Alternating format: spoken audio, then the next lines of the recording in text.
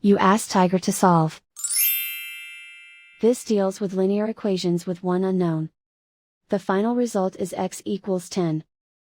Let's solve it step by step. Group all x terms on the left side of the equation. Subtract 4x from both sides. Group like terms. Simplify the arithmetic.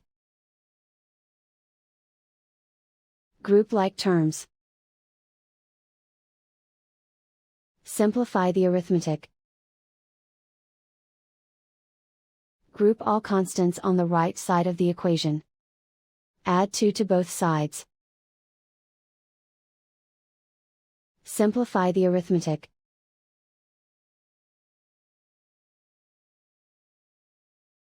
And so the final result is x equals 10.